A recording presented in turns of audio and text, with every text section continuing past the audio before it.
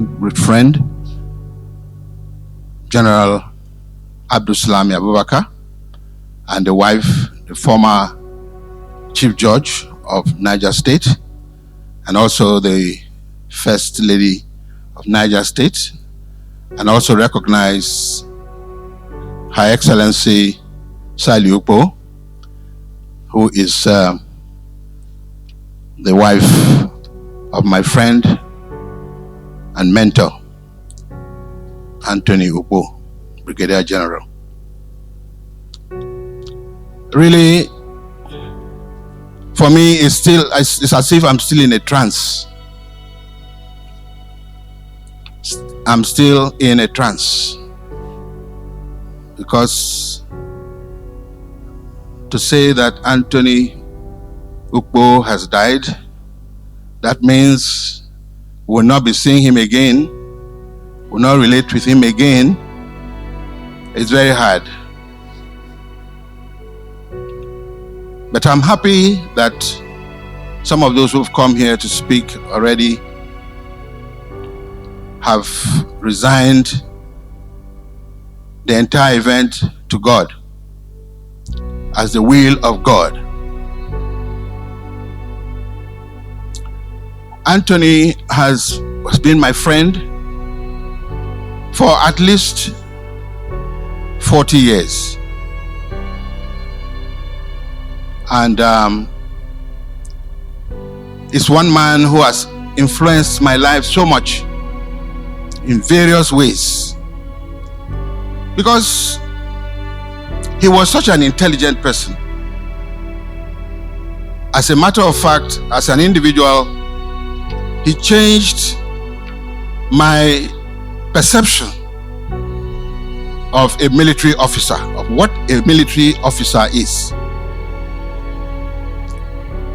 Because, you know, in those days we always thought that those who went for a career in the military were those who could not maybe get into the regular universities. But that we were wrong. When you meet a person like Brigadier General Anthony Ukpo, you see how wrong you are. Because in every segment of life's endeavor, if you take on Tony, he will defeat you. Is it in intellectual discussion? Is it in business? Is it in entrepreneurship? You name it. Go into a discussion with him and you will know that this is a special person. He taught me to discuss with people, but never to underrate anybody. He taught me to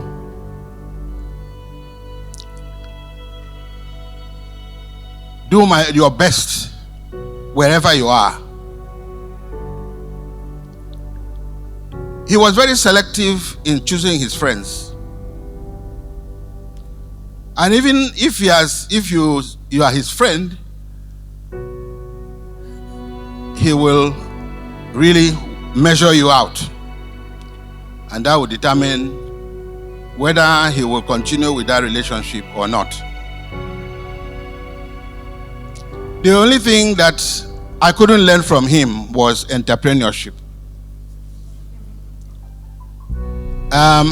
Perhaps because of my growth, looking up to want to be in the university system, I could not imagine the kind of boldness he had to go out there and take loans to do any enterprise. And he went from farming, major farming, and within farming, excel in livestock production, in poultry production, and others. And for me, as a young person growing up who studied agriculture at the university, I always thought I should know more about agriculture than him. But when he engages me, when we engage in a discussion, I just be looking at him. Where did this man, the only thing I knew I used to defeat him is my own aspect of life, of professorship in pedology, which is soil science. Because that is where I used to defeat him. He would now be looking at me and say, thank God, at least I have opportunity now. This is the only place I can defeat Tony. But when it comes to other, and even within that, when it comes to a practical aspect of it, you cannot beat him. We have lost a gem. We have lost a gem. He even taught me how to marry. Yeah, I'm very serious. He taught me how to marry. Why do I say this? When we were in Kaduna together, he used to come to my house.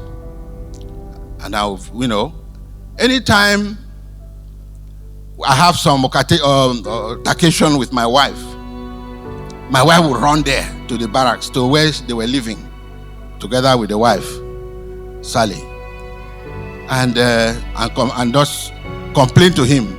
The next thing I will see him drive to my house. He said, Ivara, if you did not know what marriage was about, you shouldn't have gone into it. It's because, you see, now you are quarreling with your wife. Where do you want her to, what do you want her to go? Where do you want her to go to?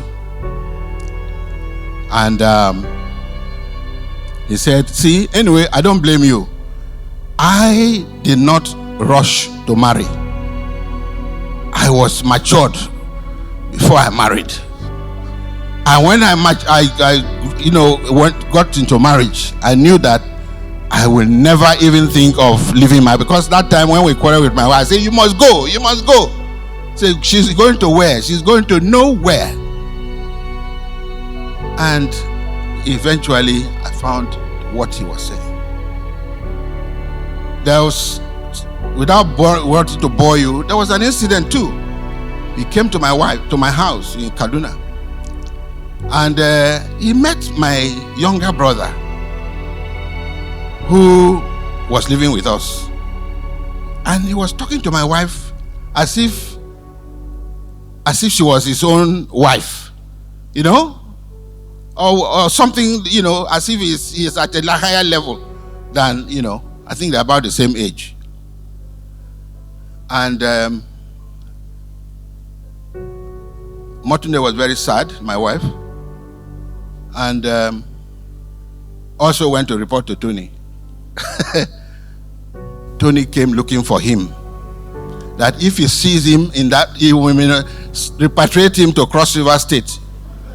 You are living with somebody, is feeding you, is seeing after your school fees and all that, and you are talking back, and that's it's an insult to your brother. And he said, any day I see you again involved in this, you will see what I will do to you. Unfortunately, my brother died just a week or two before Tony died. He's still not been buried.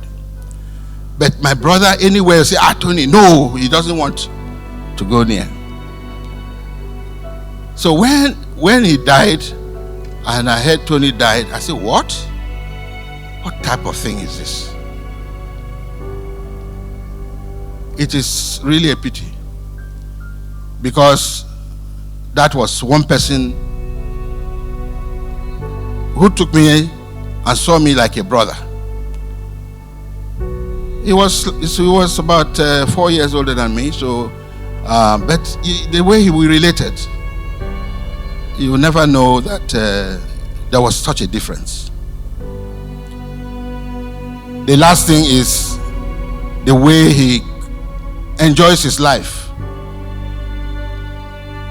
the way he relates with people. And then that brings me to the story of when he was studying in Atlanta, And General Absalam was in Kansas, and I was in Minnesota. And we would plan and gather, all usually in Ima's house in Philadelphia, and go on a trip, drive around, go to Canada, Niagara Falls, and all that. That was, that was when he was still in the army. So when he left the army and went into business, you could not really imagine that he had not a practice, he was not in business before. He just went in from one business enterprise to the other. We will miss him, but he will live in our hearts. May his soul rest in peace. Amen.